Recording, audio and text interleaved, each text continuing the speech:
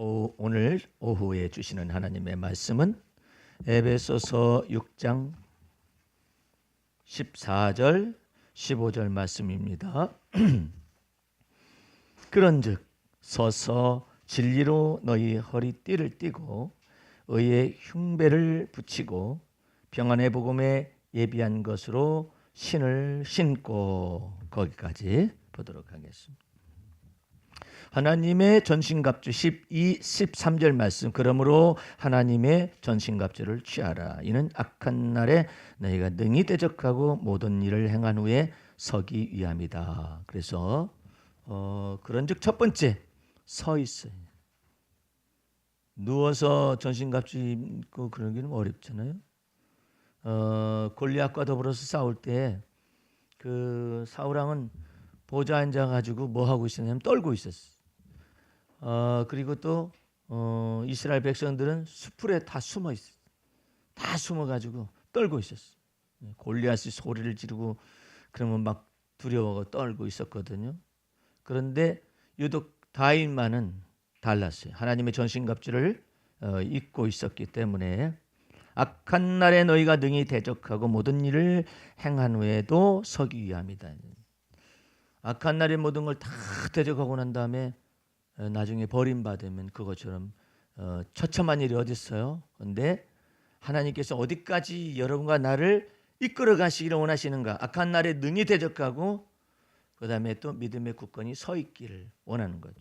그러니까 사도 바울이 내가 달려갈 길을 다 마치고 이제 우르는 나를 위하여 내 믿음을 지킨다 그랬지. 자기 믿음 잘 지킬 줄 알아야 해요. 예. 자기 믿음을 잘 지킬 줄 아는 것은 굉장히 소중한 거예요. 자기 믿음을 잘 지키기 위해서 어떻게 하느냐면 우리 하나님, 우리 아버지잖아요. 예수 그리스도 안에서. 근데 거기에 그것만 알면 안 돼요. 우리 하나님 아버지가 나의 하나님이 되시요. 나의 하나님이 되시지 않으면은 자기 믿음을 못 지켜요. 여기 자기 안에 열매가 없어요. 다른 사람에게만 열매가 있어요. 선교사들이나 목사들이 아니면 사역자들이 가장 큰 실수하는 것이 뭐냐면 속빈 강정으로 살다가 그냥 인생 끝내는 사람들도 많아요. 다른 데만 열매가 있어요. 자기 안에 열매가 있어야죠. 자기 안에 열매가 있어야 하는 것은 가족 속에도 열매가 있어야 하는 것도 되지만 개인적이에요. 지극히 개인적이에요. 그리스도가 우리 안에, 우리 주님의 몸된 교회 안에 왕으로 임재하시죠? 그것만 알면 안 돼요. 그 그리스도가 내 안에 왕이셔요. 그래서 고백을 하게 했어요. 예수님은 나의 임금이시오 나의 주십니다. 이렇게 고백하게 했어요. 예. 그것을 각자 하게 했어요. 예. 그러니까는 나의 임금님이시오 나의 주십니다. 이렇게 말하는데 그것을 가장 극대화되어져 가지고 고백을 한 사람이 다윗이었어요. 그 다윗은 특별했어요. 그래서 다윗의 시편 속에서는 우리 하나님의 개념보다는 나의 하나님의 개념이 가장 극대화되어 드러났어요. 예. 내가 섬기는 하나님, 나의 하나님이. 사도 바울의 서신에도 보면 내가 섬기는 하나님께서 너희들을 어쩌고저쩌고 이렇게 나와요. 예. 그러니까 여러분들은 나의 하나님에 관련된 내용을 아주 튼튼하게 해야 해요. 하늘에 계신 우리 아버지, 우리 모두가 다 교회의 아버지로서 부르는 명칭이잖아요. 그것만 알면 나의 하나님이, 나의 하나님, 나의 아버지가 되셔야 하고 나의 하나님이. 예? 그래서 여러분들은 나의 하나님을 자꾸 불러서 나의 하나님이라는 것은 나의 주가 되시고 나의 전능자가 되어주시고 나의 피난처가 되시고, 이거 거꾸로 다윗은 한 거예요. 여호와는 나의 피난처시오. 항상 나의라는 말을 집어넣고 있어요. 예? 그거 참 이상한 거예요. 이스라엘 하나님은 아브라함의 하나님, 이삭의 하나님, 야곱의 하나님이라고 그렇게 가르쳤거든요. 그런데 다윗에 들어와서는 그것을 전제 속에서 아브라함의 하나님이 나의 하나님이, 이삭의 하나님이 나의 하나님이 되셔야 한다. 야곱의 하나님이 나의 하나님, 요셉의 하나님이 나의 하나님이. 이걸 철두철미하게 다윗 속에 하나님께서 막 든든하게 하는 겁니다. 그럼 여러분들은 우리 하나님만 알면은요, 나중에 가서는 우리 하나님에 대한 내용만 있겠죠. 근데 우리 하나님, 우리 모두가 부르는 우리 공동체, 교회 공동체의 하나님이 너에게는 무슨 의미가 있었느냐? 말하면 아무 말이 없어요. 할 말이 없는 거예요. 그래서 가장 불쌍할 수 있는 사람들이 사역자일 수가 있어요. 그런데 사도 바울은 그 모든 것을 벗어나서 내가 나의 달려갈 길을 다 마치고 난 다음에도 이제 이후로는 나를 위하여 내 믿음을 지키노라 이렇게 말을 해요. 굉장히 소중한 거예요. 근데 이 나의 하나님이라는 이와 같은 것 속에서 각 사람이 합해서 지체가 되어가지고 피차 연락되는 거거든요. 나의 하나님을 모르면 안 돼요. 그래서 여러분들은 나의 하나님에 관련된 이 개념을 철두철미하게 경험해야 해요. 여호와 하나님, 교회의 주가 되시는 그 주님께서 나의 주님이 되셔야 해요. 나의 왕이 되셔야 해요. 그래서 어떻게 해요? 내 삶 속에 깊숙이 왕으로서 좌정하실 수 있어야 해요. 그분이. 그래서 사도들에게 고백을 하게 하는 거예요. 도마도 고백을 하는 나의 임금님이십니다. 고백하게. 의심 많은 도마도 나의 임금님이십니다. 나의 주시여 이렇게 말을 고백하게 했어요. 그러니까 이 나의 하나님의 이 개념과 이와 같은 사상은 여러분의 생애 속에서 엄청난 것을 불러일으켜요. 오전 예배 시간에도 말했었다시피 이제 여러분 안에서 그리스도가 내 안에 이제 오셔가지고 나의 삶 전체를 갖다가 주관하셔서 왕이 되고 싶어요. 내 생각 속에 왕이 되고 싶고 내 판단 속에 왕이 되고 싶고 내 마음 속에 왕이 주가 되어주고 싶으신 거예요. 그래서 주님께서 내 선악간의 판단의 주가 되셔야 해요. 여러분의 마음 중심 속에서 이 부분을 잃어버리면 안 돼요. 그래서 믿음에 굳게 서라. 서서 진리의 띠를 띠야지. 그리고 그 다음에 서서라는 말이 무슨 말이냐면 네 혼자 서라는 말이 아니에요. 주 예수 그리스도를 믿음 안에서 서라. 설 뿐만 아니라 바울은 더 깊숙이 말해. 설 뿐만 아니라 뿌리가 박혀지기를 원하는 거예요. 계속해서 뿌리가 박혀지려면 어떻게 열매가 많아요. 변화가 나타나요. 성품의 변화, 유전적인 기질의 속에까지 주님 오시옵소서라고 요청을 해야 해요. 약속은 주어졌어요. 그런데 시행이 되기 위해서는 요청을 해요. 요청을. 여러분들이 내게 오시옵소서 이렇게 요청을 해요. 그리고 저를 다루어 달라고. 주님 저를 갖다가 내게 무슨 악한 뜻이 있는가를 보시고 이거 다루어 달라고 해요. 내 마음에 무슨 악이 있는가를 살피시고 다윗은 그렇게 했어요. 그렇게 해가지고 주님께서 직접 내 안에 들어오셔서 나를 뒤집어놔. 내게 무슨 악한 것이 있는가 살피시고. 시편 139편 가보시기 바랍니다. 시편 139편. 그럼 목사님은 그렇게 원하셨습니까? 숱하게 요청을 했죠. 구체적으로 주님 제게 무슨 악한 것이 있는가 보시옵시고.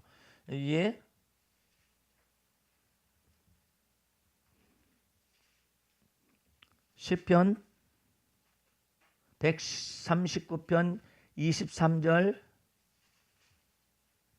가보세요. 주님을 가까이 하려면은 39편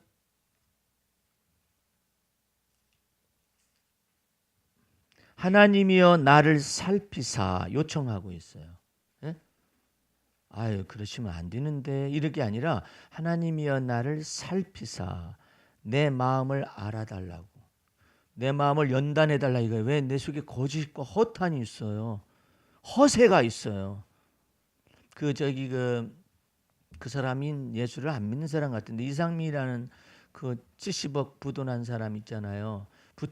채권자하고 같이 사는 사람. 가만히 보면 사람이 괜찮더라고.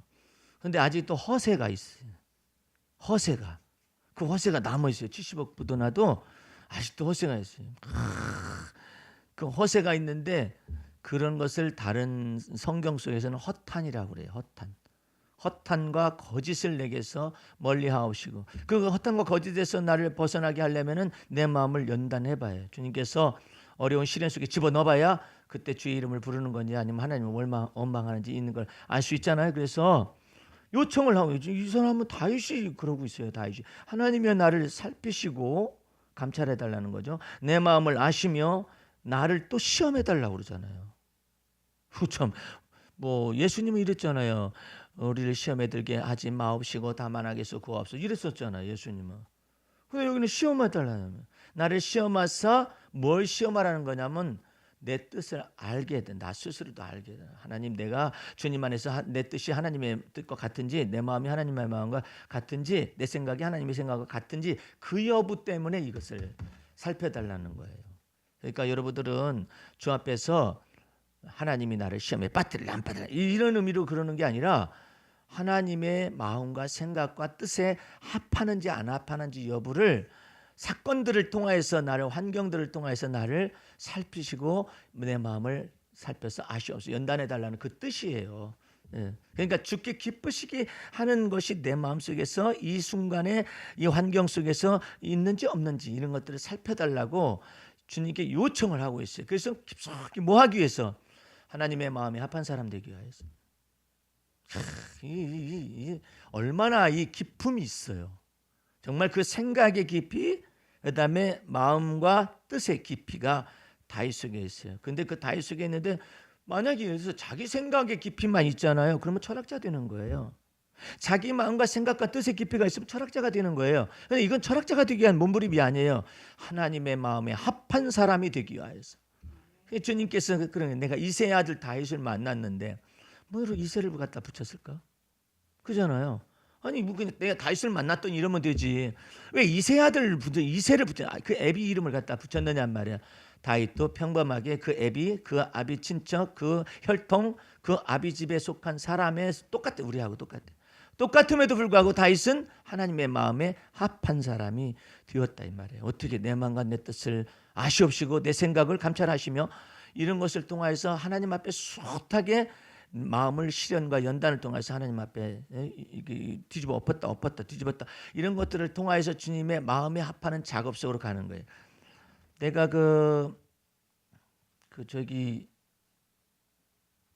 이 시를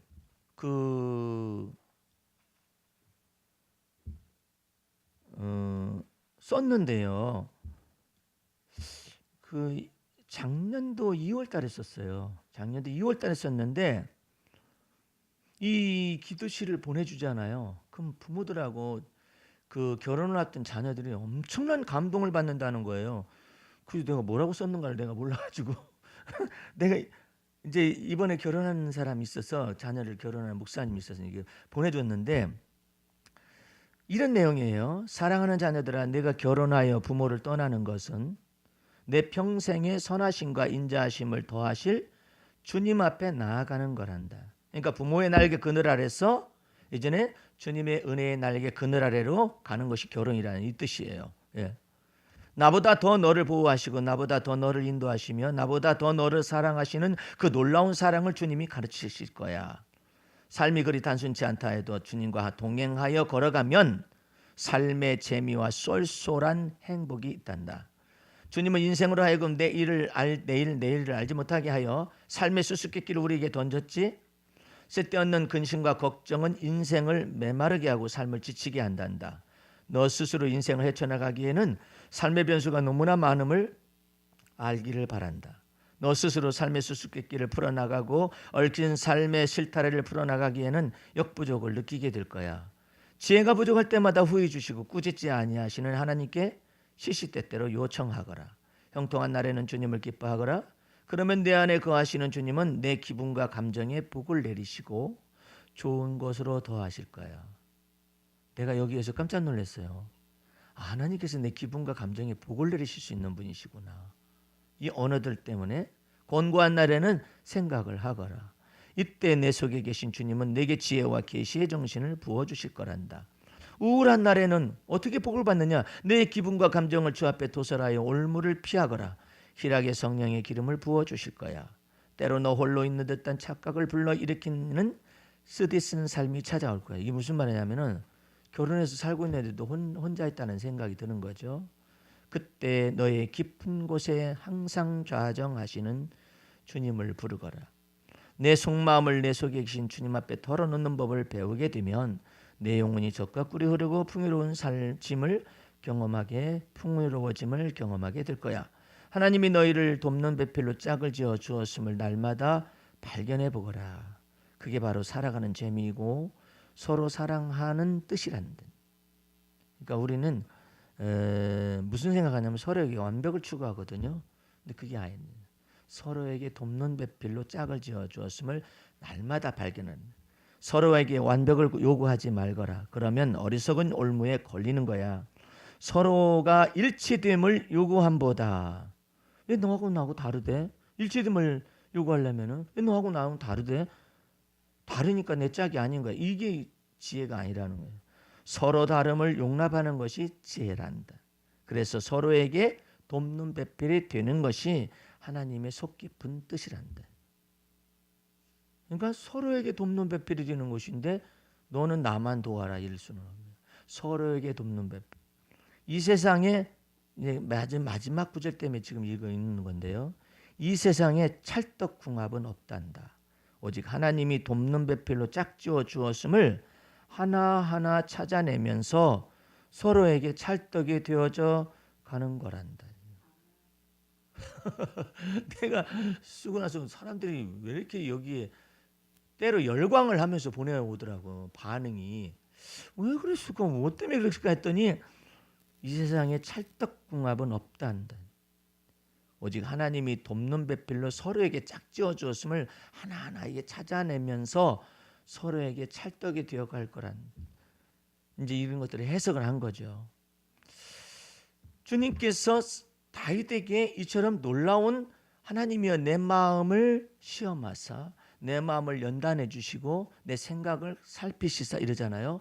전부 다 하나님과 마음이 합하지 못한 자기 자신 속에서 합하여가는 그 과정을 계속해서 배우는 거예요. 너는 나를 따라오너라. 내가 너를 사람을 낚는 어부가 되어지게 하리라. 그것은 결과일 뿐이에요. 그 결과가 다가오기 전에 주님께서는 3년간의 세월 동안에 개인적으로 시몬 베드로를 계속해서 다루는 거예요. 예? 왜? 주님의 마음과 합하지 않아요. 왜? 자기 생각과 자기 판단이 있어요. 자기의 결심이 있어요. 자기의 확고한 의지가 있어요. 이 모든 것을 전체를 깨뜨려 부시면서 이제 주님과 마음을 합하는 것이 무엇인가. 그래서 최종적으로 요한복음 21장에 너 나를 사랑하니? 요한의 아들 시몬아 이렇게 불러. 베드로라고 안 불러요. 요한의 아들 시몬아 너 나를 사랑하니? 묻습니다. 내가 주를 사랑하는 줄을 주께서 아시죠. 요한의 아들 시몬아 이 사람들보다 더 나를 사랑하니? 전에 같으면 다른 사람들은 다 주를 버릴지라도 저는 주를 버리지 아니하겠나이다 이렇게 말할 수 있었던 사람이 변하긴 변했어요. 그러나 아직도 주님의 마음에 합하지가 않아요. 예? 주님 제가 사랑하는 것을 주님이 아시나이다. 여기까지 가야 해. 밑바닥까지 가야 해. 예. 자기가 여태까지 뭐가 있었는데 내가 주님 사랑하여서 옥에도 가고 죽는 데까지 따라갈 수 있다라고 생각하는 것 자체가 목숨이야. 그것까지 깨트려 부셔버려요. 예. 주님 제가 주님 사랑하는 줄을 이제는 주께서 아시지요. 거기까지 와야 해. 예. 그 전에는 뭐냐? 혈육의 정과 욕심으로서 주님을 소유하려고 그래요. 다른 제자들보다 더 주님을 사랑할 수 있다라고 생각하는 까닭이 뭐예요? 소유하려고. 주님을 홀로 소유하려고. 요한과 야고보도 그 어미와 더불어서 하나는 좌편 하나는 주의 나라의 우편으로 말하는 이유가 뭐예요? 주님을 이 가족 속에서 소유하려고. 다른 사람들을 다 제끼고.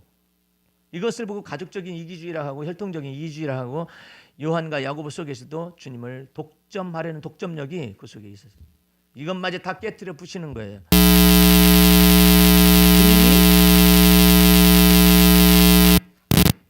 주님이 내가 주님을 사랑하는 줄을 주께서 아시나이다. 거기까지 되어져야만이 이제 비로소 주님을 사랑할 수 있어요. 예. 사랑할 수가 있어요. 그것도 어떻게 사랑해요? 주님이 내 안에 거하셔서 사랑을 가르치셔가지고 사랑하는 걸 겨우 배우는 거예요. 예. 그러니 얼마나 놀라운 일이에요. 근데 사도 바울은 더 어려워. 사도 바울은 주님을 사랑하는 정도 없었어. 아예 없었어.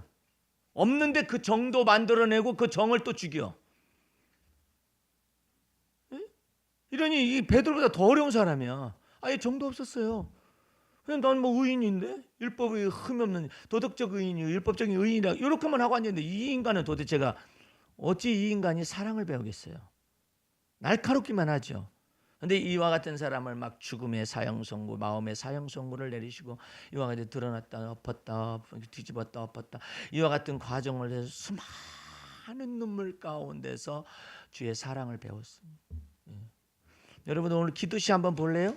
기도시 주보 뒤에 내가 이것을 왜 거의 다 오전에 안 읽으면 오후에 읽고 그러느냐면요, 이것을 기다리는 사람들이 있어요. 이 기도시를 기다리는 성도들이 있어요. 설교 시간에 이걸 기다리는 사람이 있어요. 왜 기다리는가 했더니 목사님 설교는 일반적으로 뭐 예화나 늘어놓고 이런 설교가 아니라 막 이 교리를 막 풀고 이와 같은 진리 체계를 막 풀고 막 이런 것이기 때문에 이때 좀 숨 쉬어가면서 듣고자 원한대요. 한번 들어봐요. 주여, 11월은 가을 거지로 바쁜 달입니다. 빛바란 허수아비가 지키는 가을 들녘은 황량해져 가고 오호라 늦깎이 인생들의 철들어가는 계절이기도 합니다. 그 들판에 황량한 데 서 있는 허수아비나 허수아비 인생으로 살아나온 늦깎이 인생들이 철들어가는, 주여 계절의 흐름을 탓하는 어리석음도 고통의 멍에를 변명하는 미련함도 서럽게 11월을 후회하는 미련도 이젠 자신을 돌아보고 사려 깊어져 세월을 아낄 때입니다. 주여, 11월의 신비한 계절은 발에 밟히는 화려한 꽃단풍을 늘상 그리워하게 하고 화려했던 시절을 회상하게 하네요.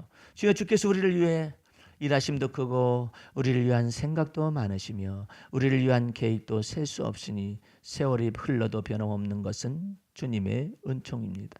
주여, 된소리에 사그러져가는 단풍잎을 아쉬워하고 서러워하기보다는 심령이 메마른 것을 한탄하게 하소서. 화살처럼 나는 세월보다 내 눈물을 주의 병에 담게 하시고 내 안에 당신으로 채워지길 원합니다. 주여, 늦가을 그림자 길게 들이온 황혼은 진실로 많은 것을 생각하게 하고 짧디 짧은 가을의 향취가 아쉽지만 내 주와 맺은 언약은 영불변하십니다. 누구든지 목마른 자는 내게로 오라, 믿는 자는 그 배에서 성령의 생수가 넘쳐나게 하리라. 여러분들이 시를 보면은요, 앞부분을 보면은 허무한 것이 느껴져요. 그러나 뒷부분에 내 주와 맺은 언약은 영원하십니다. 영불변하십니다. 앞부분에 허무한 것이 있는 듯 느껴지잖아요. 내 눈물을 주의 병에 담게 하시고, 앞부분에 서러움이 있잖아요. 그러나 심령이 메마른 것을 한탄하게 하소서. 이런 내용들 들어있어요.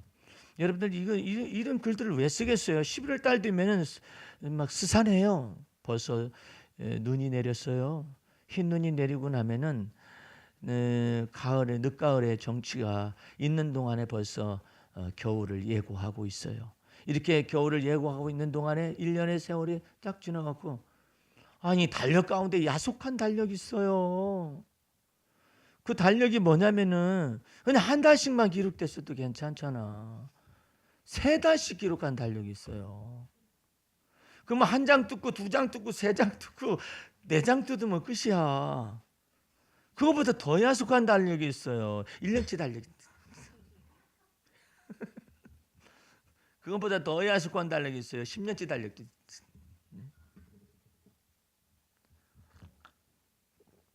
그게 인생이에요.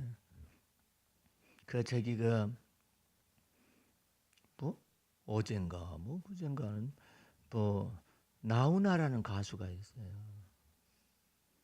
그 나훈아라는 가수가 10여 년 만에 딱 드러났잖아요. 나타났는데 70세가 됐어요. 그 사람의 노래가 벌써 부른 세월이 흘러가가지고 그 젊던 시절에서 70세가 될 동안 다른 사람도 다만큼 세월이 흘렀겠죠. 노래 따라서 인생 따라서 이렇게 흘러갔겠죠. 자기 자신이 무엇을 잘못했는지를 모르는 사이에 이처럼 세월이 흘러갔네요. 그러면서 세월을 노래하고 인생을 노래하고, 그냥 나와 더불어서 이처럼 같이 나이 들어가신 분들 하면서 그냥 노래를 부르는데 이번에는 무슨 뭐 세팅 같은 거 하나도 않고 그냥 노래로만. Dream Again이라는 캐치프레이즈를 가지고 청춘을 돌려다오 그러는 거. 그러면서 불러서 그러는데 한 가지 이상한 사실은, 아니 나이가 한 6, 70대나 아니면 50대나 후반이나 그렇게 해서 저 사람들이 나오나 콘서트 표를 사면 되잖아요. 아니 3, 40대가 사는 거야. 표를. 그 왜 사냐 너희들이 그랬더니 부모님 가시라고. 부모님을 위해서 사주는 거예요. 예? 한 세대를 보내드리는 거지. 예. 이게 세월이 이렇게 쫙 흘러갔어요. 예. 그런 사람들의 인생들을 이렇게 보면서 같이 흘러가고 있잖아요. 그런 거 생각하면은요, 휙 지나가요. 화살처럼.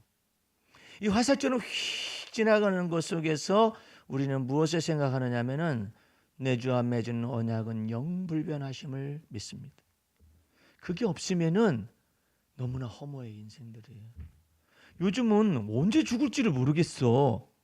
아니 어제도 저기 TV 뉴스 보니까 어떤 미친 사람이 술 만취가 돼가지고 대낮에 막 상점으로 막 차를 몰고 들어가지고 부셔버렸어요. 그래 도망가는 거야 또. 그러니까 용감한 시민들 쫓아가가지고 멱살 잡아 끌어내 땅바닥 했더니 막 대추가 돼가지고 그렇게 하고 있는 거야.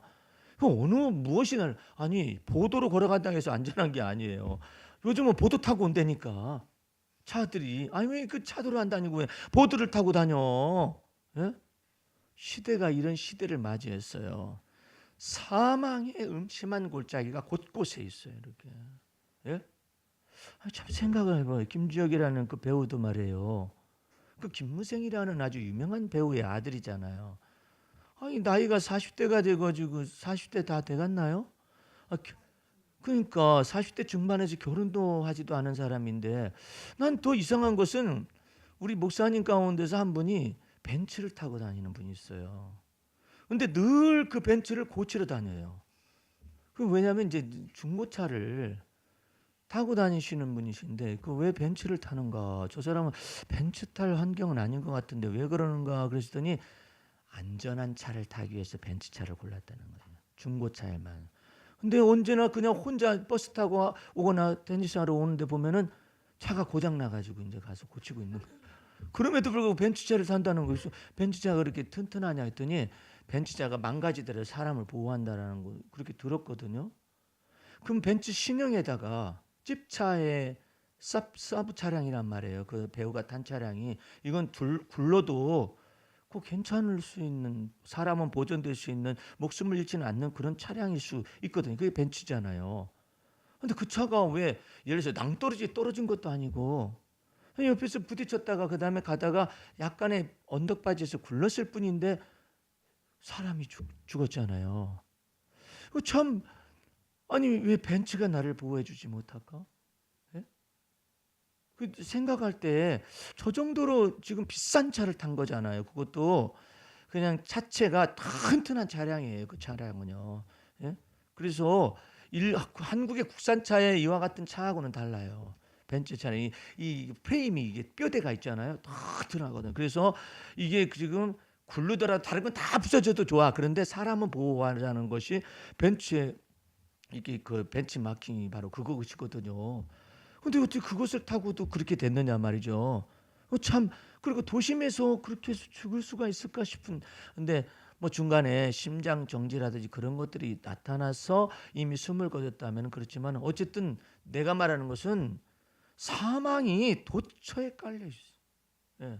내가 여기를 안 가면 저기 그 점치는 사람은 동쪽으로 가지 말고 오늘은 서쪽으로 가라고 그러고 물 있는 데 가지 말고 산 있는 데로 갈 것이며 뭐 휴가도 막 지정해주고 막 그런다잖아요. 지정을 받으러 가는 것이 미련한 거야. 예? 아니 그 저기 물가로 가다가 산이 나타나면 어떡할 거야? 아니 산 가다가 물 나타나면 어떡한데? 물가로 있는 데로 가야 한다고 만약 말 지정을 한다면 남쪽으로 가라고 하는데 남동쪽 가면 어떻게 되는 거예요? 아니 그게 미련한 것이죠. 근데 그것을 이 점괘를 통하여서 불안의 요소와 불길한 요소를 머릿속에 새기기 때문에 어디까지 지경이 남쪽이며 어디까지 지경이 서쪽이며 북쪽이며 동쪽인가 그걸 어떻게 지가 알아? 예? 그리고 뭐더러 경계선을 둬가지고 사망의 사자가 거기 있는 등 저기 있는 등 그렇게 생각을 해. 예? 그게 해 아래 있는 사람들의 특징이에요. 우리는 해 아래서 살고 있지만 그리스도 예수의 생명싸개에 쌓여 있습니다. 뭘로 보장했느냐 하면 예수 그리스도의 십자가의 보배 피값으로 덮었어요. 그것이 여러분의 생명이에요. 이 생명 싸개 속에 쌓이게 만드신 거예요. 다윗이 가장 기쁘게 여겼었던 아비가일을 통해서 들었었던 내용이 뭐예요? 당신은 여호와의 싸움을 싸우는 것이며 당신의 생명은 여호와의 생명 싸개 속에 쌓여 있나이다. 예? 이 놀라운 말을 이 도대체가 이 여인 속에서 이와 같은 말을 들었을 때 다윗이 어떻게 내 마음속에 있는 것을 다 저 여인을 통해서 다 들을 수가 있었을까? 깜짝 놀란 거야. 성령이 스승 되셔서 참도를 가르치는 거 아니에요. 그 여인의 입술을 통해서 가르치는 거 아니에요. 누가 다윗을 가르쳐? 이스라엘에서 가르칠 사람이 없어요. 다윗을 누가 가르쳐? 근데 하나님은 여인의 입술을 통해 막 성령의 이와 같은 가르침을 막 전달을 하는 거예요. 내 주여, 내 주 하나님께서도 살아계시고 당신도 살아계시지 않습니까? 이 말이야. 근데 왜 사람 죽이려 다니려고 그러냐? 점잖게 꾸짖어도 그렇게 큰 소리를 꾸짖을 수가 있을까? 여성의 소리를 부드럽게 말을 했는데 그렇게 크게 들릴 수가 있을까? 당신 뭐 하는 사람이냐? 당신은 살아계신 하나님을 섬기지 않느냐? 이 뜻이에요. 내 주께서도 살아계시고 내 주님 하나님께서도 살아계시고 내 주께서도 지금 생존하게 계시지 않습니까? 창피하기 이를 데가 없는 노릇이야. 근데 그것을 너 그러지 마 이렇게 말하지 않아요. 하나님의 방법은 그냥 하나님을 찬미하는 것을 통하여서 다윗이 알아들어요. 알아듣는 귀가 있어요. 예? 여러분들도 기도를 할 때 찬미하는 기도를 많이 하란 말이에요. 내 고통이 너무나 심하잖아요. 내 고통 심한 것을 가진 채로 하나님 앞에 막 찬미를 해요. 하나님, 제가 이렇게 고통이 크듯이 내 심장을 파열하듯이 고통스럽지만은 내가 이때 여호와 이름을 부르나이다 하면서 그렇게 찬미하는 기도를 통해서 자기 심정을 토설하면 좋아해요. 근데 하나님, 그런데 거꾸로 어떻게 말하냐면 이 싸가지가 없는 기도 좀 보세요. 하나님, 내가 그렇게 기도 열심히 했는데 왜 나한테 이런 어려운 일이 발생했느냐고 따져 물기 시작해요. 그래? 너 지금 법대로 하자는 얘기냐? 아니, 네가 기도하다가 조는 것도 내가 알고 있고 네가 기도하다가 쉬는 것도 알고 있고 낙심돼서 쉬는 것도 알고 다 알고 있는데 네가 기도 그렇게 많이 했는데 어찌 이런 일이 벌어졌냐고 말을 할 수가 있어? 차라리 내가 사망의 음침한 골짜기를 지나간다 해를 두려워하지 않냐 할 것은 주께서 나와 함께 계신다고 하나님을 찬미할 것이지. 그러니까 주님 앞에서 하나님을 경배할 줄을 모르는 거예요. 그런데 이것을 다윗을 통하여 하나님이 가르치신 거예요. 하나님을 경외하는 방법, 하나님을 경배하는 방법, 하나님을 찬양하는 방법. 그러니까 여러분들 기도가 제목이 상다리 안 두고 막히면 막힐수록 주님 앞에서 자기 자신의 얘기를 하세요 하시면서 주님을 막 찬미해드려야 하나님께서 너는 다른 사람하고 다르구나 이럴 거 아니에요. 하나님이여 나는 궁핍 파오니 이게 다윗이 말하잖아요. 그러나 주 여호와는 광대하십니다 이렇게 하니까 하나님이 얼마나 기쁘시겠어. 이 말 한마디 한마디가. 그 다음에 또 여호와여 나는 가난하고 궁핍하지만 주는 나를 돕는 자 중에 계십니다. 이렇게 하나님을 찬미하고 있잖아요. 그러니까 할 얘기는 다 안 되니까 자기 속에 궁핍한 것도 얘기하고 부족한 것도 얘기하고 다 얘기해요. 그런데 하나님을 그것을 통해 하나님을 찬미를 다 하는 거예요. 예? 내가 기근 중에 있다 할지라도 여호와께서는 저를 부끄럽게 하냐 하시는 분이십니다. 이 믿음의 고백을 한단 말이에요. 하나님은 내 생명을 이와 같은 사망의 올무에서 건져내시고 음부의 줄이 나를 두루 엎는다 할지라도 여호와는 나의 힘이시오 나의 구원이십니다 이렇게 말을 하니 아니 이게 도대체가 찬미하는 기도예요. 응석바지 기도가 아니라니까.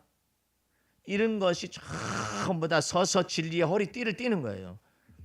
어떤 사람은 이렇게 뛰는 걸 몰라요. 그래가지고 훅 내려가. 군인이 허리에 띠를 안 띠면 쑥 내려가지. 그럼 어떻게 되겠어요? 우스꽝스러운 얘기인데 어떤 목사님들이 이렇게 이제 테니스장에서 모여 있으니까 자기 이제 목회가 한 3, 40년 20년 막 이렇게 되는 사람들은 경험들이 많잖아요. 얼마나 우스꽝 얘기들이 많은지 자기도 들은 얘기인데 하면서 얘기하는데 막 어떤 목사는 새벽기도 나오는데 막 너무나 급하게 나오다 보니까 양복도 입었고 바지도 입었고 다 했어요. 근데 넥타이도 맸거든요. 근데 문제는 와이셔츠를 안 입고 넥타이를 맨 거야. 그리고 나와가지고 믿습니까? 하니까 얼마나 우스워. 그러니까 성도들이 막 웃어 제끼니까 오늘따라 새벽기도의 은혜를 많이 받는가 보다 생각했는데 나중에 목사님 죄송해요. 끝나고 나서 목사님 넥타이 좀 잘 좀 매시. 나 맸는데? 그거 말고요. 여기 와이셔츠 안 입고 넥타이 매시구나. 또 어떤 분은 그냥 저기 반바지를 입으시고 위에는 양복을 걸치고 반바지를 입으시고 새벽기도 막 나온 거예요. 모르고 막 정신없이 나오다 보니까. 근데 그 목사님이 가만히 서 계시면 괜찮은데. 믿습니까? 그러니까 다 드러나는 거야. 아니 그러니까 성도들이 은혜를 오늘따라 새벽따라 많이 받는가 보다. 더 신이 나가지고 찬송을 부르 이런 일이 어떻게 되겠어? 응? 그런 사람도 있다 그러는데 여러분들은 하나님 앞에서 하나님을 기쁘시게 해드리는 방법이 무엇이냐면 여러분 스스로 있는 속의 생각은 다 얘기하면서 주님을 막 기쁘시게 하는 이 언어를 찬미의 제사를 많이 드려. 그럼 좋아요. 그리고 내 속 얘기도 막 하고 싶은 생각이 없을 정도의 고통스러울 때가 있어요. 그러면은 시편을 읽어요. 시편을 읽으라고. 여호와는 나의 생명의 능력이시니 능력이 안 느껴지더라도 그냥 읽어. 예. 여호와는 나의 구원이십니다. 이게 찬미를 해요. 계속 찬미를 하고 나는 어떤 때는 그냥 아무것도 막 손끝 하나 움직이기 싫을 때가 있어요. 그러면 누워가지고 얘기해요. 주님께 얘기해.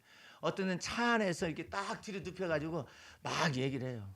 그리고 막 그 무슨 친구가 옆에 있는 듯이 막 얘기를 해요. 어쩌고 저쩌고 막 딱 얘기를 해요.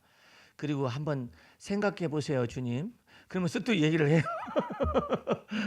주님 저를 이렇게 생각해 주시. 여태까지 이래 하셨잖아요. 근데 어떻게 이래거나 해서 늦으셔요. 제가 보기에, 제가 생각하기에 주님 속히 내게 임하여 주옵소서 하면서 얘기를 해요. 그러면 천천히 내 영이 소생을 해요. 자 소생을 하면 손끝도 움직이고 싶고 몸도 움직이고 싶고 뭣도 하고 싶고 글도 쓰고 싶고 막 이럴 때가 있어요. 그럴 때가 있을 때도 주님을 찬미함으로 내가 힘을 얻어야 해요. 예? 주님은 내 생명의 능력이십니다. 이게 전부 서서 진리의 허리띠를 띠는 방법이에요. 그 띠를 떼야 힘이 생기니까. 예? 이게 그 다음에 의의 흉배를 붙이는 거예요. 여러분들 이 의의 흉배는 여기에서부터 문제가 발생해서 의의 흉배까지 오거든요. 그런데 이 성경 말씀은 전신갑주의 의미를 서서 진리의 허리띠를 띠고 의의 흉배를 딱 붙이는 것부터 시작을 해요. 이 의의 흉배는 뭐냐면 나의 의가 아니에요. 하나님의 의를 내 마음에 주신 거예요. 그리스도로 말미암아서 이 의는 내 의가 아니라 그러니까 내가 옳은 것이 아무것도 없을 때조차도 오직 내 의를 의존하여 하나님께 기도하는 것이 아니라 하나님의 의를 의존하여 기도하나이다. 이렇게 예수를 믿는 믿음 안에서 주님께 기도. 이렇게 돼. 이 의의 이것은 하나님의 은혜이고 은혜의 선물이에요. 그러니까 이것을 갖다가 내 의하고 자꾸 비교대조해 가지고 하나님 앞에 죄책감이 들고 하나님 앞에서 난 낯짝이 그냥 뻔뻔하다고 막 이렇게 생각하거나 그러면 안 돼요. 예? 이게 하나님의 의예요. 그래서 다니엘이가 하나님 앞에 기도할 때 그런 기도를 하는 거예요. 제가 이렇게 하나님께 기도하는 까닭은 나의 의를 의존하는 것 때문이 아니옵나이다. 오직 주의 의를 의존하여서 이처럼 부르짖나이다. 이렇게 기도를 해요. 그러니까 여러분들 속에서 이 의의 흉배의 개념을 내가 하나님 앞에서 한 것이 없어서 이렇게 들어가기 시작하잖아요. 그러면 자격지심이 붙어요. 예. 그럼에도 불구하고 여러분들은 의의 흉배를 그대로 인정을 해야 해요. 하나님을 인정해. 아브라함은 나를 모르고 이스라엘 나를 인정치 아니할지라도 여호와는 나의 아버지십니다라고 이사야서에 말을 하고 있어요. 그래서 이방인들을 향한 거예요. 아니 우리가 아브라함하고 무슨 상관이 있어? 예? 이스라엘 사람하고 우리하고 이방인 우리하고 무슨 상관이 있어? 그러나 이처럼 말을 합니다. 여호와는 우리 아버지이십니다. 예? 어떻게 해서 하나님의 의의 흉배를 딱 붙이고 예수를 믿는 믿음 안에서 하나님이 나를 의롭다 칭하시니 누가 나를 대적할 것이며 누가 나를 정죄할 것이며 예? 이런 누가 나를 이 그리스도 예수 안에 있는 하나님의 사랑에서 끊을 수 있으리요. 이래서 이 의의 흉배를 언제나 든든하게 흉배를 가슴속에 딱 해야 이 화살을 확 쏘도 이것을 막아낼 수가 있어요. 예? 그러니까 의의 흉배를 딱 붙여야 해요. 예? 의의 흉배를 붙이는데 어떤 사람은 헝겊을 갖다 붙이고 다니려고 그러면 이 헝겊은 찌르면 들어가지. 이 흉배가 쫙 이렇게 되어 있잖아요. 아주 그냥 갑주이니까 막 여기에다가 갑주 위에다가 딱 이걸 붙여가지고 푹 찔러도 안 들어가도 이 흉배를 딱 붙이고 있는데 그리스도가 여러분의 구원이요, 여러분의 위로요, 여러분의 산성이요, 피난처요, 피할 바위로 다 믿는 믿음이 언제나 있어요. 그래서 주님 앞에서 내가 잘못했을 경우는 어떻게 말하느냐? 의의 흉배대로 기도를 해야 해요. 어떻게? 하나님, 내가 죄를 범했다 할지라도 죄대로 갚지 아니하시고 법대로 처리하지 아니하시는 하나님의 은총을 의존하나이다. 이것은 제 의가 아니라 하나님의 의를 의존합니다. 이렇게 가지고 기도를 해야 해요. 집안 사람들 가운데 예수 안 믿는 사람이 있다. 그럼 예수 안 믿는 사람을 위해서 기도 어떻게 할 수 있느냐? 내 의를 의존하면 기도 못해요. 그 사람의 의를 의존하면 기도할 수가 없어요. 그러나 오직 주의 의를 의존하여서 그를 위하여서 기도할 수 있어요. 예? 그 속에 변화가 나타나기를 기도할 수 있어요. 예? 그러니까 여러분들 마음 중심 속에서 내가 법을 선택할 것이냐, 내 행위를 선택할 것이냐, 아니면 의의 흉배를 선택할 것이냐를 선택을 해야 해요. 예?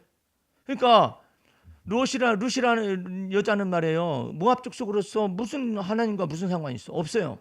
이스라엘 백성과 무슨 상관? 없어요. 모압 족속인데 뭐. 그러나 어머님의 하나님이 나의 하나님이시며 어머님의 백성이 나의 백성이 되며. 어떻게 그렇게 말을 할 수가 있을까? 그게 전부 다 의의 흉배예요. 의의 흉배.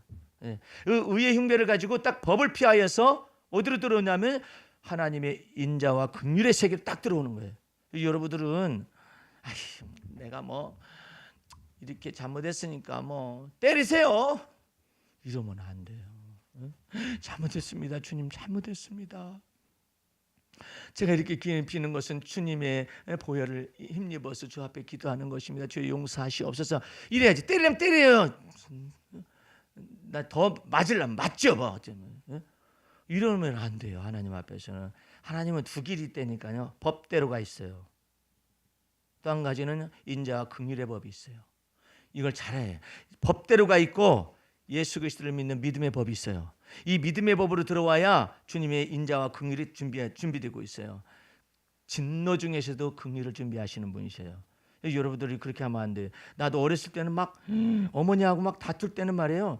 하려면 하고 말라면 말고 막 그랬거든요. 그 매를 버는 거야 꼬마가. 매를 번다니까. 그 기억이 나요. 막 그냥 고집이 막 얼마나 셌던지. 막 여기 어렸을 때 사진 보면 여기가 막 고집이 붙어 있어. 이렇게 붙어 있어. 어렸을 때 불만이 많아가지고 이게 이렇게 됐었는가 봐. 그래가지고 어머니 집에 할머니 집에 있다가 어머니 집에 오랜만에 오잖아요. 그러면 막 뭔가 걸려 이상스럽게 걸리는 거야. 감정이 있는 거죠. 꼬마가 어머니 곁에서 있지 않고 할머니 곁에서 어린 시절 조그만하게 몇 년 동안 자랐다 해가지고 내가 그냥 이게 지금 버림받은 자식이야 어머니 자식이야 뭐야 뭐 이렇게 해가지고 막 이제 그러고 있다니 막 감정이 막 있어가지고 막 사소한 문제가 부딪혀가지고 막 고집대 고집. 이놈 자식이 우리 어머님 어떻게 해? 이놈 자식이 할머니 집에 가지고 버릇없이 자랐구나 이렇게 생각하죠. 나는 반대야. 그러면 나를 왜 거기다 갖다 놨대? 그래가지고 서로 반대가 되니까 조그만해 막 사사건건 막 이게 붙는 거죠. 예, 붙으니까 막 꼬마가 말해요. 예? 추운 겨울날에도 어머니 품속이 얼마나 이불 속이 따뜻해. 아버지 어머니 거기 얼마나 따뜻해. 막 저 차가운데 거기 들어와. 안 들어. 고집을 추워라. 속으로 생각해. 이때쯤에서 오라가면 얼마나 좋아. 오라가면 얼마나 좋아. 근데도 조금 있다 어머님은 주무시는 것 같아요. 안 주무셔요. 예. 이 아들이 지금 떨고 있는데 주무시게 생겼어. 들어와. 그럼 되게 웃겨요. 끝까지 막 버티는 거야. 그럼 우리 어머님이 한다네. 내버려둬. 거기 있어. 그러면 또 거기 있으라는 말이 또 야속해서 뭐야 이 인간은. 그렇게 해가지고 그 고집 피우던 때가 막 생각이 나요. 자주 그러지는 않았는데 이게 딱 걸릴 때가 있어요. 이게 딱 걸려가지고 풀고 싶지 않은 때가 있어요. 거기에 딱 걸리는 거예요. 걸려가지고 막 안 풀. 그러니까 우리 어머님이 내가 얼굴이 새파랗게 질리고 나 몸을 만져보니까 다 얼음덩어리야. 그러고 막 버티고 있어요. 그러니까 어머님이 가까이 오더니 이리 와 이놈 새끼야 했더니 칵 잡아가지고 팍 이불 속에다 푹 집어넣는 거야. 내가 막 울었어요. 막 이 조그만 새끼 왜 이렇게 울어? 왜 이렇게 고집이 센 거야? 어? 왜 그래? 그건 어머니가 답변하셔야지. 그러니 이 아이가 만약에 자라서 이 얽혀진 실타래와 같은 이 감정의 문제가 만약에 안 풀리고 그대로 자란다고 생각을 해보세요. 곳곳에 지리밭이야. 마음에 누가 나고 얽히잖아요. 안 풀어요. 내가 안 풀고 싶은 게 아니에요. 풀고 싶은 내가 뭔가 용납이 된다 이런 것들이 마음속에 새겨지가 이 코드가 안 된 거예요. 그걸 주님께서 내 안에 들어오셔서 사춘기 때 내 안에 들어오셔가지고 하나 풀어가는 것을 가르치셨어요. 하나 매듭을 풀어가라. 어린 시절의 멍에도 풀어가고 어린 시절에 왔던 해묵은 감정도 다 풀어가라. 이런 것들을 하나하나 풀어가가지고 내가 생각해도 지금은 참 다른 사람들이 보여요. 아니 공이 테니스 치다가 공이 흙 같으면은 딱 찍히잖아요. 찍혀도 싸워요.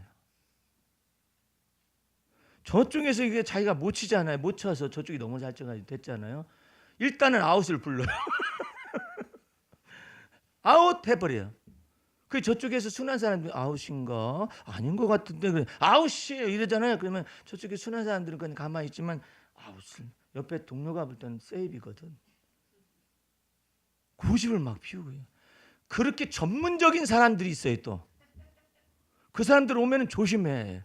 그러게 무슨 말이 있느냐면은 라인에 가까이 치지 말고 라인 훨씬 들어오게 쳐도 아웃이라겠다.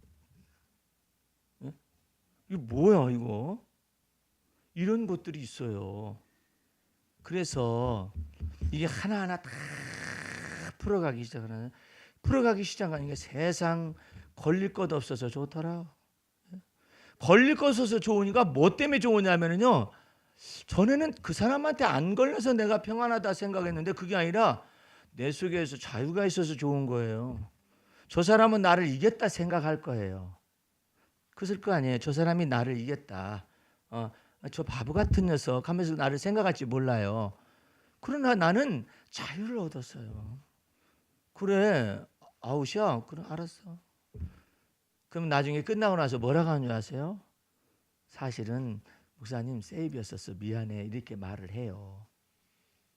그러면 내가 이겼네 도리어? 내가 어떤 자매를 봤는데 자매가 늘상 자존심 대결을 하는 거예요. 둘이서. 근데 한 자매는 너무나 또 경건해요. 근데 속이 밴댕이 속아지야. 왜 경건한데 밴댕인가 몰라 또 사람이. 그거 이상하잖아요. 경건한 막 성경 말씀도 잘 읽고 막 기도도 열심히 하고 다 하거든요. 근데 밴댕이 속아지야. 한 사람은 그런 건 잘 몰라. 뭐 그 경건한 것 같지는 않아요. 예. 근데 이 자매가 늘상 싸워. 보면은 늘상 이 자매가 경건한 듯하며 속이 좁아 터진 이 자매가 이겨요. 언니를 이겨먹는다니까. 그럼 언니는 알았어 그래. 그리고 뭐 다른 것을 뭐 말하거나 그러지도 않아요. 근데 시간이 지나가잖아요. 역전이 되는 거야. 언니 사실은 나 미안해. 사과를 하는 사람이 이 동생이야. 이 동생이 언제 사과를 하는 거예요. 참 신비하다 내가 생각을 했어요. 오늘 여러분들 저 앞에서 주님이 여러분의 편이 되어주시면 됩니다. 그 여러분의 편이 되어주시면 뭐가 나올 수 있을까요? 주님이 나의 정당성을 지키셔요. 주님이 나의 의가 옳다라는 것을 나타내실 거예요. 그렇기 때문에 뭐가 갈 수 있느냐? 주의 관용을 줄 수가 있어요. 주의 온유를 나타낼 수가 있어요. 주의 겸손을 보여줄 수가 있어요. 그래 너 나 이겨먹어서 속 시원하면 한번 이겨먹어라. 무슨 뭐 괴계를 꾸미기 위해서 그런 게 아니에요. 그냥 그렇게 네가 우기니까 어쩔 수가 없잖아요. 그러고 났는데 주님이 내 편이 되어주시사 나의 의를 정오의 햇빛처럼 만드실 수 있어요. 그래서 주의 온유와 주의 겸손과 주의 관용으로 들어가는 걸 자꾸 배우잖아요. 주님이 마침내 그로 하여금 주님이 그의 편이 되어주신다니까. 할렐루야. 시편을 잠깐만 펴보세요. 이거 여러분들이 잘 알면은 정말 여러분의 영혼의 양약이 될 수 있어요. 시편 37편 1절 행악자를 인하여 불평하여 하지 말며 불의를 행하는 자를 투기하지 말지어다. 저희는 풀과 같이 속히 배임을 벌 것이며 푸른 채소같이 쇠잔할 것이미로다. 여호와를 의지하여 선을 행하라. 땅에 거하여 그의 성실로 식물을 삼을지어다. 또 여호와를 기뻐하라. 저가 내 마음의 소원을 이루어 주시리로다. 너의 길을 여호와께 맡기라. 저를 의지하면 저가 이루시고, 그 다음에 6절 말씀이 아주 중요한 거예요. 자, 내 의를 빛같이 나타내시며 내 공의를 정오의 빛같이 하시리로다. 악인이 자꾸 헐뜯는 거예요. 헐뜯는데 이 사람은 여호와께 나의 길을 내어 맡겼었더니 하나님이 뭘 이냐면, 하나님이 하나님의 의를 너한테 주었다라고 표현하기보다는 하나님의 의를 믿고 주님께 내 길을 내어 맡기고 악인보다도 하나님의 판단을 구하면서 하나님께 내어 맡겼었더니 하나님이 여기 보세요. 인칭 대명사를 보지. 너의 의를 그러잖아. 너의 의를 빛같이 네가 옳았다라는 것을 나타내실 것이고 너의 공의를 정오의 빛같이 나타내서 네 편이 되어주겠다라는 뜻이에요. 이게요. 잘 보면은 하나님이 내 편이 되어주시는구나. 다윗이 이와 같은 세월을 지냈어요. 이 다윗의 시편이잖아요. 사울왕이 얼마나 사악한 짓을 많이 죽이려고 쫓아다니고 그랬었잖아요. 근데 너의 길을 여호와께 내어 맡기라 하면서 이와 같은 말씀을 가지고 다윗이 살아온 거예요. 그러면 하나님께서 사울왕 앞에서 원수의 목전에서 내게 상을 베푸시고 잔치상을 원수의 목전에서 딱 베푸시고 상을 베푸시고 내게 기름을 부어 원수의 목전에서 내게 왕의 기름을 부어 다윗에게 말해요. 그래서 내 자기 자 다윗의 잔이 넘침을 경험하게 해주실 거라 이 말이에요. 이것이 바로 여호와는 나를 돕는 자 중에 계시오니 할렐루야. 그래서 주님께서 여러분의 삶 속에 이렇게 깊숙이 관여하셔서 너가 옳았다라는 것을 내가 증명해 주마. 내가 네 편이 됨을 내가 증명해 주마. 그래서 다윗은 그렇게 하나님을 믿음으로 말미암아서 말하는 거예요. 아니에요. 여호와는 나를 돕는 자 중에 계시오니. 여호와는 나의 환난 중에 만날 큰 도움이시니 여호와께서 내 우편 그늘이 되어 주시니. 그 참 놀라운 언어들이잖아요. 그래서 하나님이 다윗의 편이 되어 주시는 거예요. 지금 당장은 악인에게 쫓겨다니는 신세지만 하나님이 다윗의 편이 되어 주시고 다윗의 의를 정오의 햇빛처럼 드러내시고 이렇게 하실 거예요. 그러니까 한 번은 내가 이와 같은 그리스도의 자유케 하는 복음의 말씀, 그리스도의 십자가의 피의 복음의 말씀을 대전에서 전했더니 사모님 한 분이 진정 복음 중에 복음이다 해가지고 들었다고 그러셨잖아요. 그랬더니 자기 남편하고 자기 남편 목사님하고 의논을 하더니 그것은 다른 복음이니 뭐니 그것은 이단이니 그러더래. 그러니까 사모님 나보고 이단이라고 하는데 아니 어떻게 내가 이단이요? 저기 희한하네. 당신 남편 내가 나중에 잘못했다고 막 빌었었거든요. 그 사람이 와가지고. 그래서 내가 물었어요. 이제 입이 내가 열릴 테니까 말하겠다고. 예? 당신 남편 신학 어디 했어? 그랬더니 군소 신학 조그마한 걸 했다는 거예요. 그것도 신학이야? 이제 내가 입이 열렸지. 그것도 신학이냐고. 나는 어떻게 신학을 했는데? 당신 남편 박사학위 있어?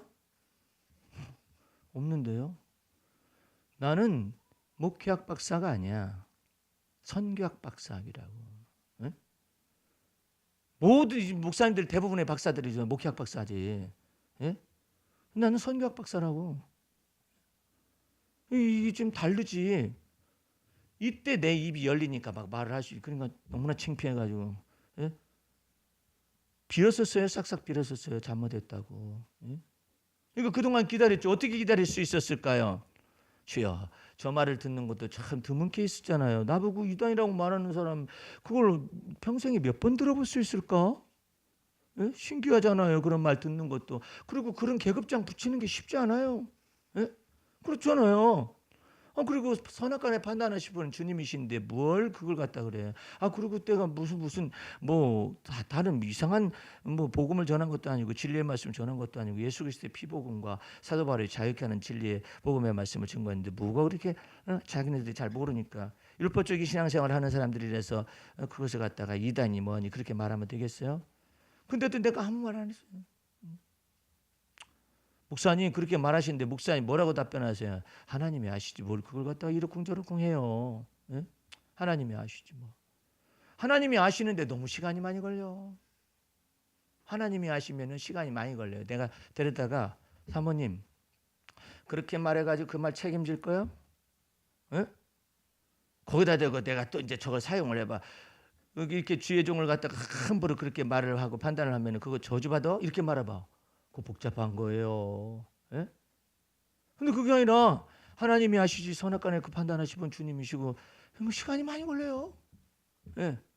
한 달쯤 지나고 난 다음에 잘못했다고 무릎 꿇고 빌지. 예? 시간이 많이 걸려. 주님을 바라보려면 시간이 많이 걸려. 예. 많이 걸리지만 거기에 주님의 온유, 주님의 관용, 주님의 겸손을 배우는 그리스도의 마음을 배우는 과정이 있어요. 그래서 시간이 많이 걸려요. 금방금방 해결할 때도 있지만은 아주 느려 터질 때가 있어요. 느려 터질 때는 뭐라고 하느냐면은 신경 끄고 주님께 맡겨놔라 그냥. 어? 맡겨놔라 이 뜻이에요. 그러니까 여러분들 마음 중심 속에 서서 진리의 띠를 띠는 것이 먼저 진리의 띠를 딱 확실하게 떼야 해요. 복음 진리의 말씀으로 딱 떼가지고 힘을 딱 받아야 해요. 예? 여호와는 나의 편이 되어주시고 돕는 자 중에 계시고 환난 중에 만날 큰 도움으로써 나의 하나님이 되셔야 해요. 하나님이 여호와 하나님이 나의 하나님이 되셔야 해요. 아브라함의 하나님이 나의 하나님, 이삭의 하나님이 내 하나님이 되셔야 해요. 야곱의 하나님이 내 하나님이 되셔야 해요. 바울의 하나님이 내 하나님이 되셔야 하고 베드로의 하나님이 내 하나님이요 다윗의 하나님이 내 하나님이 되셔야 해요.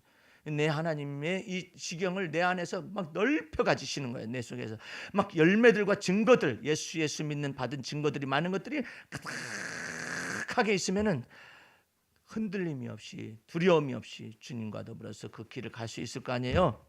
그래서 허리띠를 띠고 의의 흉배를 붙이고 그 다음에 뭐가 나오면 평안의 복음에 예비한 신을 신어야 해요. 언제나 평안을 전해 나를 핍박하는 자들에게 평안을 전하는 평안의 복음을. 그러면 판단은 누가 하십니까? 하나님이 하시. 평안의 복음을 나는 전하면 핍박 중에서 평안의 복음을 전하잖아요. 그럼 판단은 주님이 하시. 막 거역하고 막 핍박하고 적극적으로 이런 사람들 있잖아요. 그걸 내가 대적하면 안 돼요. 대적하지 말고 오히려 축복하라는 거예요. 왜? 판단을 주께서 하시기 위하여서 축복하라는 거예요. 우리는 축복의 명을 받았습니다. 할렐루야. 한번 따라서 해봐요. 축복의 명을 받았다. 이거 굉장히 중요해요. 예? 나는 축복의 명을 받았노라. 이게 신앙 고백이에요. 어떻게 해도 누가 나를 저주해도 나는 축복의 명을 받았노라. 예? 여러분들 자녀들이 말을 안 들어도 이젠 망할 놈 이러면 안 돼.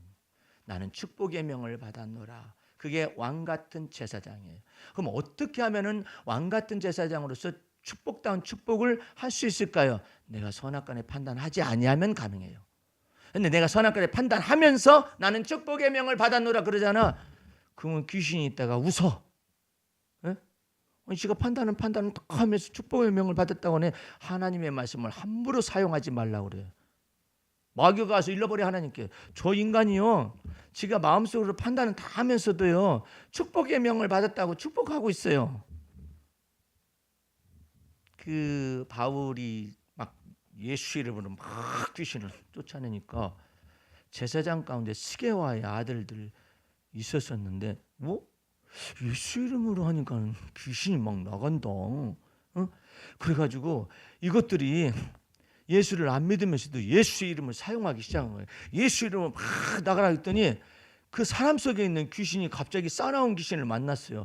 싸나운 귀신이 뭐라고 말하냐면 사람 속에서 아니 내가 예수도 알고 내가 바울도 아는데 넌 누구다? 그 에라이 씨 올라타라 해가지고 그냥 이 스게와 아들들 7명 막 올라타가지고 이 귀신이 막 망신을 막 나 살려라 하고 도망간 그런 장면이 나와 있어요. 선악간의 판단이 중요해요. 선악간의 판단을 다 하실 분은 주님이시되, 그러면 여러분들은 경계는 할 수 있으면 경계는 할 수 있어요. 저 사람이 저런 케이스로 말을 돌려구나. 저 사람이 저렇게 머리를 쓰는구나. 경계를 할 수 있어야 해요. 그러나 판단은 않는 것이죠. 그것을 미묘하게 주님이 가르치실 거예요.